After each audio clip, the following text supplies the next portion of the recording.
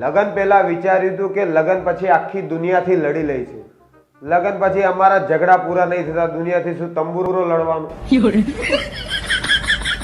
દર બીજા દિવસે બાજે. આવું બાજે ત્યારે કરતી હોય તો મને 5000 ટ્રાન્સફર કરો પર પાર્લર વાળીને આપવાના છે. અરે યાર, હવે આ તારા પાર્લર નો મેકઅપ નો ખર્ચો સહન નહીં થતો હો મારાથી. હા તો બંધ કરી દ્યો ને.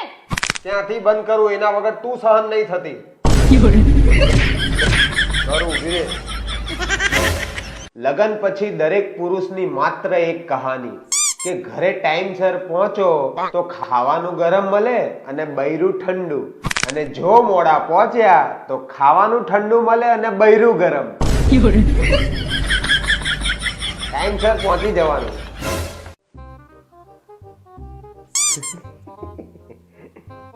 ફોનમાં ધ્યાન પછી આપજો, પેલા શાંતિથી ચા પી લ્યો.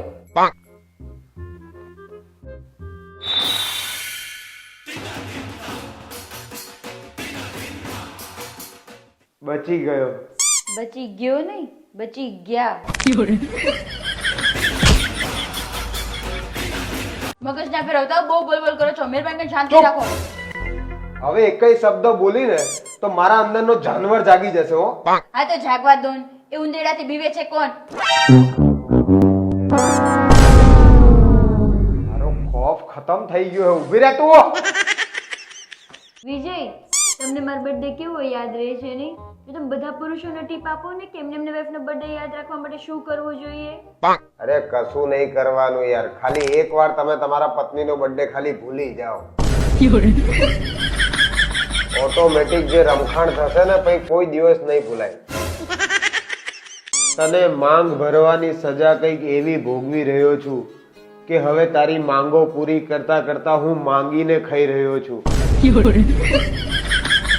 વાર તો રેવા દે. તમને અમારી કદર જ નથી. અમે તમારી લાંબી ઉંમર માટે કેટલા અલગ અલગ વ્રતો કરીએ છીએ. એ બધા નહીં કરો ને તો ચાલશે. જીવનમાં થોડી થોડી વાર મૌન વ્રત કરી લેશો ને તો 100 વર્ષ જીવશો અમે બધા. મારી વાત સાંભળ. હવે 1 અઠવાડિયા સુધી ધાબે કોઈ બી કામ હોય ને તો તું જજે, હું નહીં જઉં. કેમ? અરે હવામાન વિભાગે આગાહી આપી છે કે તુફાન આવવાનો છે બહુ મોટો, તો તુફાન જોડે તુફાન જ લડી કે ને યાર.